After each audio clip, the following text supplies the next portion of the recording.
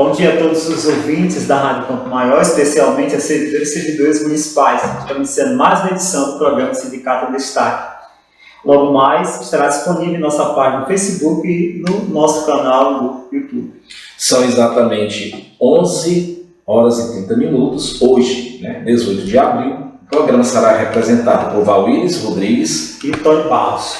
Nessa edição, vamos apresentar as seguintes manchetes. Diretores republicanos e a captura legal do Estado brasileiro, artigo escrito por Luiz Carlos Brescia Pereira, Fundação Getúlio Vargas, 2018. O segundo ponto, carteira verde e amarela, piora crise econômica, avalia CUT e DIEESE. Ao final faremos a leitura dos nomes dos deputados que traíram os trabalhadores cearenses. O terceiro ponto, a pesquisa ISP, a maioria dos trabalhadores da saúde não teve capacitação sobre coronavírus. No quarto ponto, o Sindicep, o sindicato, ele protocolou no gabinete do presidente do QUIPREV, o ofício número 24, solicitando antecipação do pagamento da primeira parcela do 13º de aposentados e pensionistas do QUIPREV.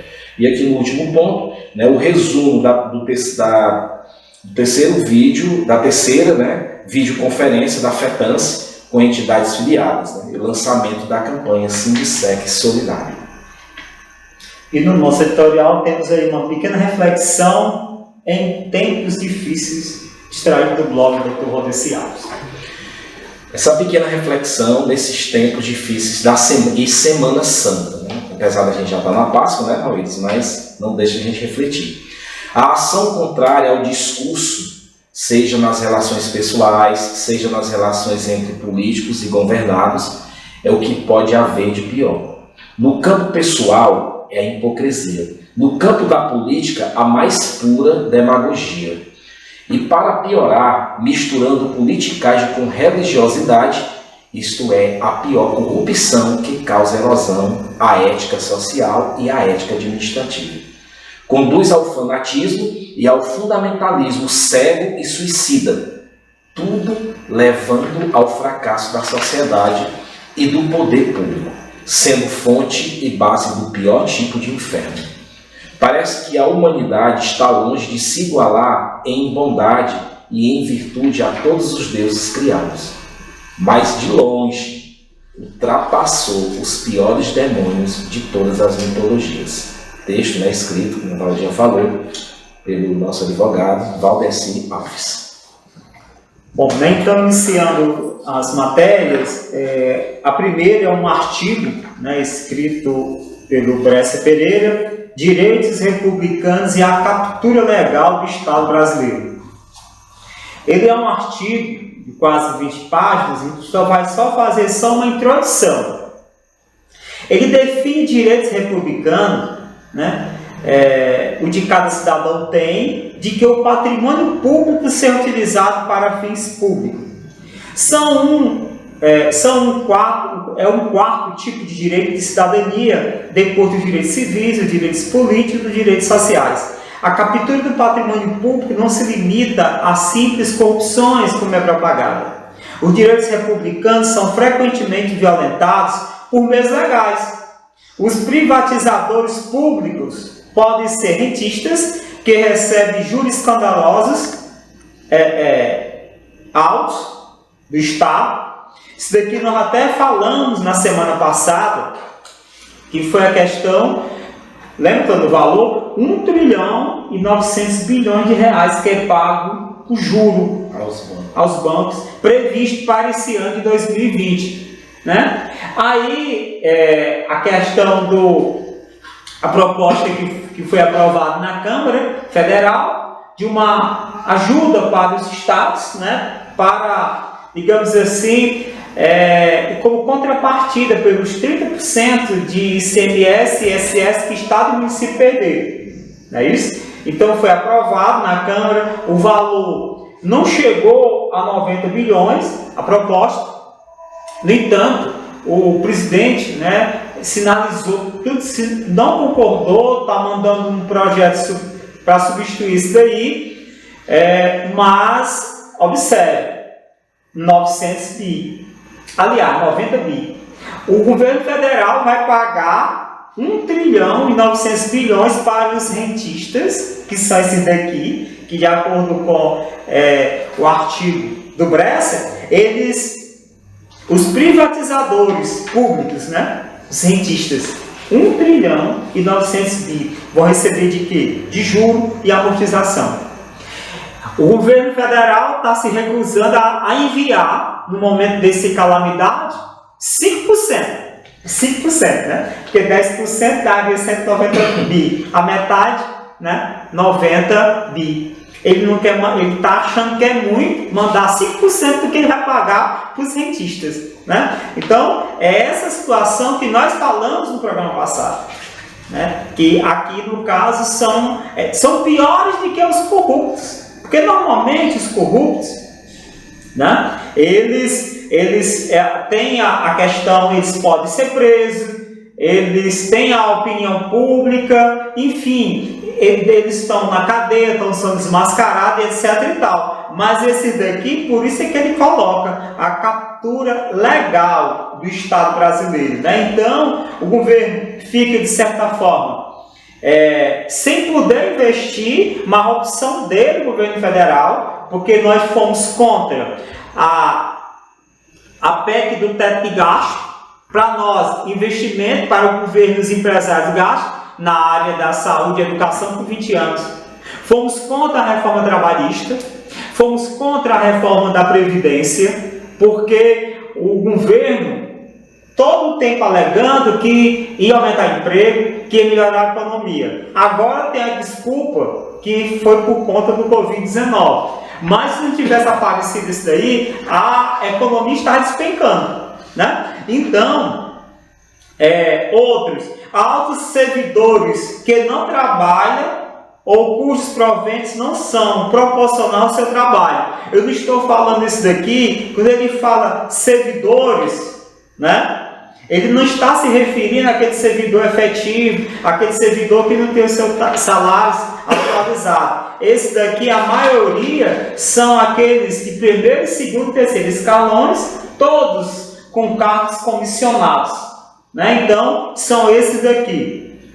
Outros tipos são indivíduos e empresas que se apropriam do meio ambiente ou a ele causa prejuízo, né? Então, é um texto fantástico, certo? Porque ele coloca luz a essa situação que muitas vezes passa despercebido, né? Ou seja, que você fica muito reproduzindo aquele discurso que você acompanha nos meios de comunicação, que eles são financiados também, né? Tanto é que eu ultimamente tenho assistido nós sabemos que hoje quase 20 horas de jornalismo por dia, mas em nenhum momento você observa alguém falando do juro da dívida pública, né? Eu, pelo menos, não ouvi ainda, até agora, ninguém criticando, falando isso daí.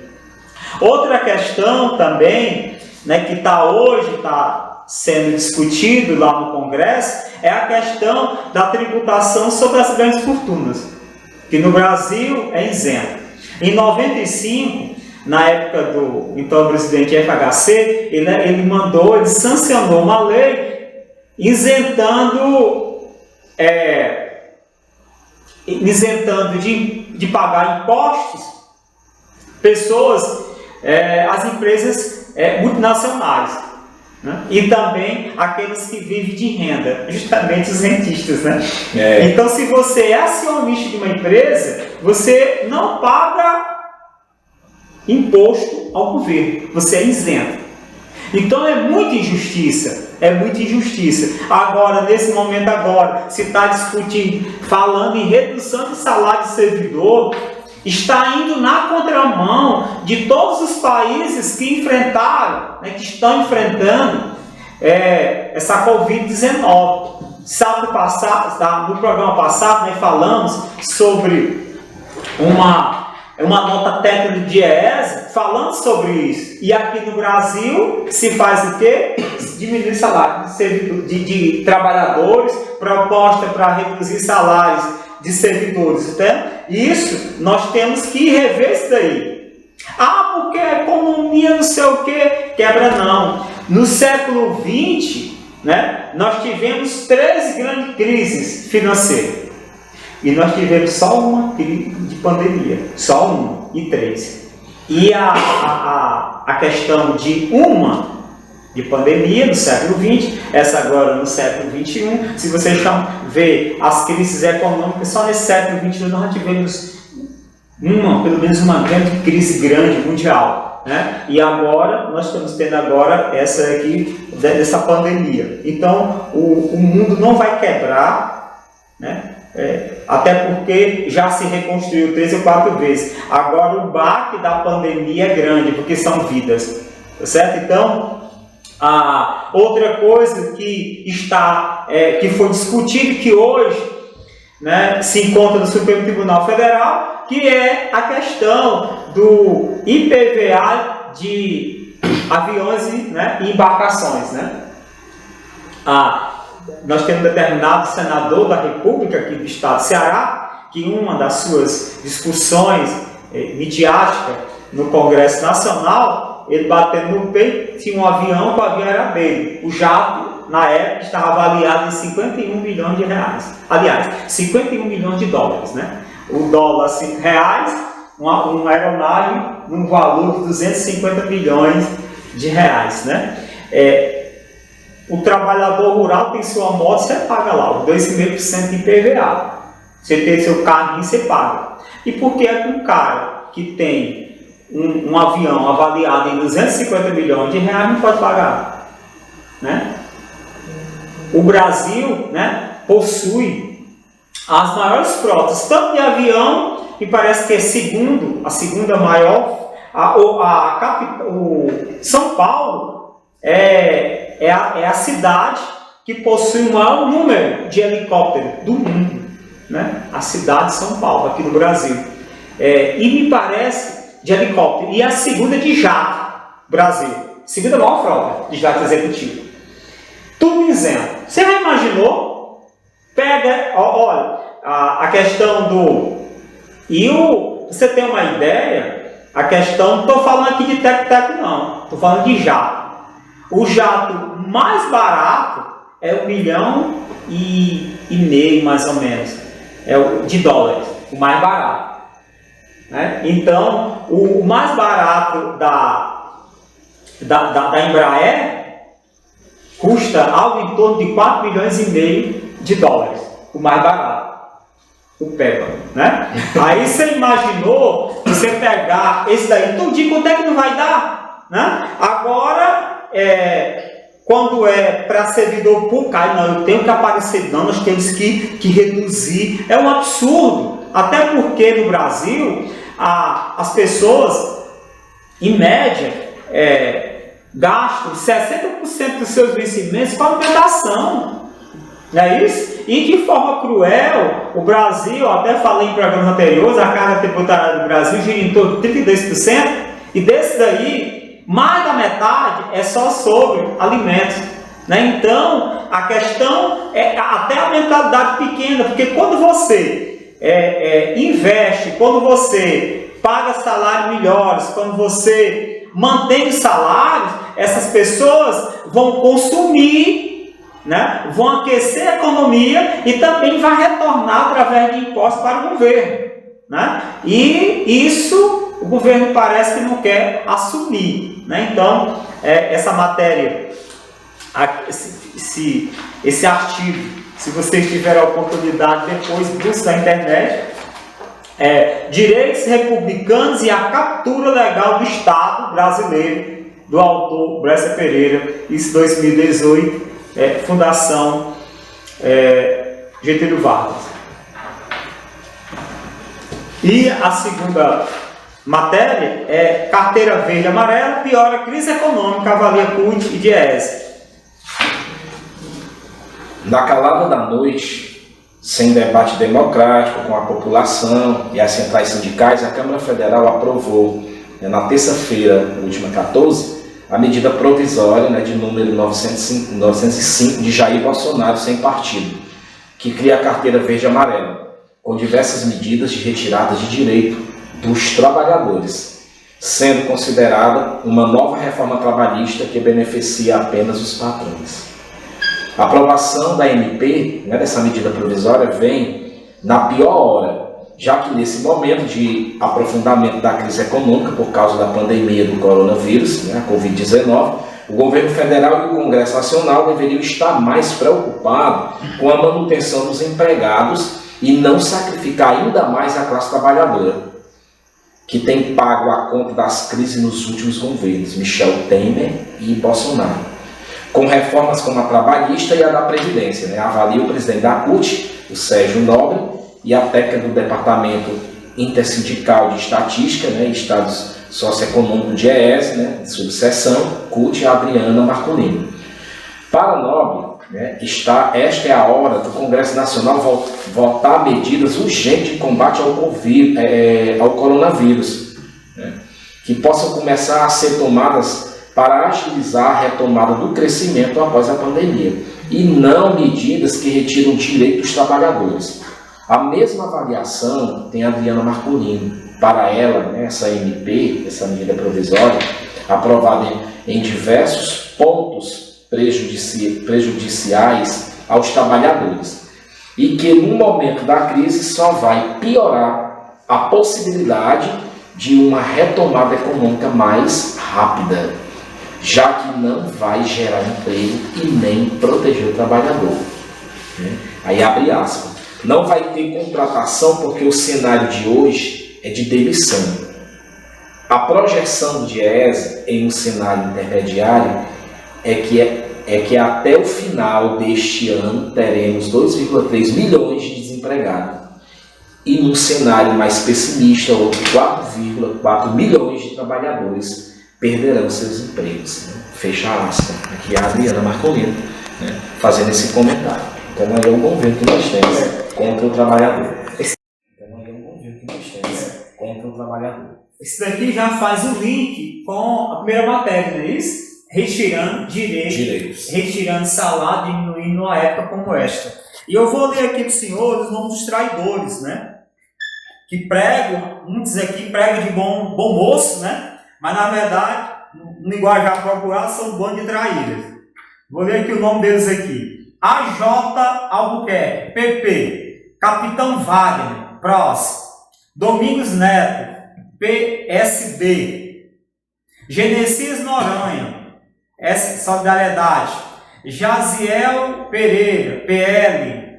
Júnior Mano, PL. Moses Rodrigues, PDB. Pedro Augusto Bezerra, PTB. E Roberto Pessoa, PSDB. São esses, aqui os que traíram, que traíram os trabalhadores cearenses, gravar bem a memória dele para dar o troco daqui a 2 anos, ou quando eles aparecerem aí apoiando candidatos a prefeitos e vereadores. Está aqui, na linguagem popular, os traíras aqui. A próxima matéria é uma pesquisa da Internacional de Serviços Públicos. A maioria dos trabalhadores da saúde não teve capacitação sobre coronavírus. A Internacional de Serviços Públicos, chamada ISP, divulgou nessa terça-feira, última terça-feira 14, o primeiro resultado parcial do questionário online aplicado junto aos trabalhadores que atuam na saúde e em serviços essenciais de enfrentamento da pandemia do Covid-19. Dos que responderam ao instrumento, 77%, olha aí gente, 77% alega não ter passado por capacitação adequada para o trabalho junto à população. E 67% denunciaram a insuficiência de equipamento de proteção individual, os famosos EPIs, dos locais de trabalho, sendo que 11% disse que não tem nenhum EPI. A pesquisa iniciada em 31 de março integra a campanha Trabalhadoras e Trabalhadores Protegidos Salvam Vidas, realizada mundialmente pela ISP e filiadas. No Brasil, a iniciativa conta o apoio das organizações parceiras, como a Confederação dos Trabalhadores do Serviço Público Municipal, a Confetan, e a Federação dos Trabalhadores do Serviço Público Municipal do Estado do Ceará, a FETANCE. Foram 1.025 questionários respondidos de forma voluntária, abarcando diversos estados brasileiros. O Ceará foi a segunda unidade federativa com maior participação até o momento, ficando atrás apenas de São Paulo. A FETANCE e entidades filiadas abraçaram a campanha por compreender a necessidade dos dados para ter um panorama da situação dos trabalhadores em meio à pandemia. O resultado parcial já evidencia a exposição dos que estão na linha de frente do enfrentamento ao coronavírus, sem testes e EPIs adequados. Aqui no Ceará, pelo menos 137 profissionais da saúde foram afastados por suspeita ou confirmação da contaminação.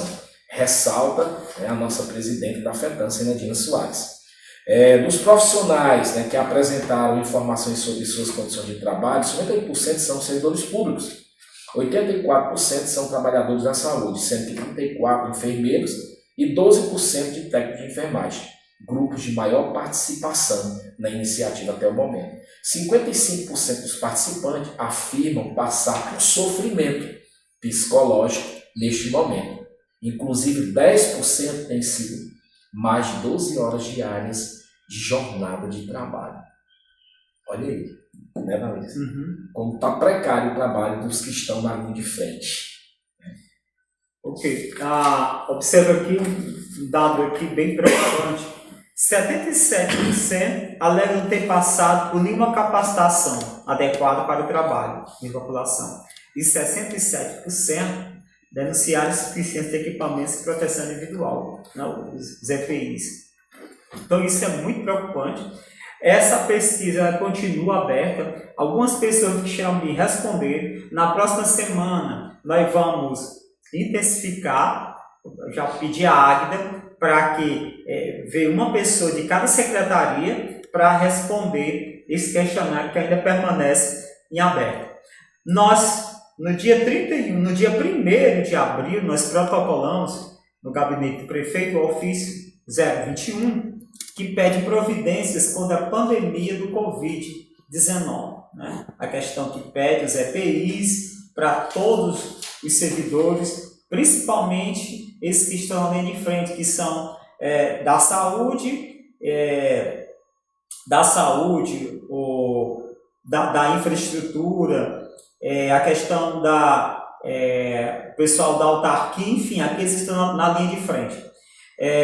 E esta semana, eu pedi para que a Águida desse uma passadinha para ver como é que estava a situação dos coveiros aqui de Xerambi, principalmente do cemitério aqui do centro da cidade, e eles afirmaram que até então não tinham recebido nenhum material de EPIs. A questão nem luva, nem botas, nem máscara, nem álcool em gel, nem sabão, até então. Então, a gente comprou lá, fez lá um pequeno kit e nós entregamos lá. A gente protocolou isso aqui no dia 1º de abril. Isso foi segunda-feira desta semana. Então, eles alegaram que não tinha, e nós compramos e fizemos essa doação para ele. E na próxima semana nós vamos entrar em contato com a pessoa que faz esse trabalho lá no Cemitério da Maravilha. Nós sabemos que nós não temos condições de fazer a doação para todos os coveiros aqui do município de Xerambi, mas nós vamos pelo menos dar essa colaboração aqui para os coveiros aqui da sede do município. Não sei se lá tem, mas daqui não tinha. Então, a gente mandou também, porque nós estamos com as portas fechadas, nós estamos trabalhando remotamente. Nós solicitamos também, através do ofício 22, protocolado dia 7 de abril, insalubridade no grau máximo para os profissionais que estão trabalhando na linha de frente. Enviamos também no mesmo dia o ofício número 23, que pede a manutenção dos contratos temporários, aqui, porque na verdade é uma questão de justiça, eles não estão de férias, eles tiveram as suas atividades suspensas, estão de quarentena em casa, né? E estão trabalhando. E os professores estão trabalhando remotamente. E a distribuição de kits da merenda escolar.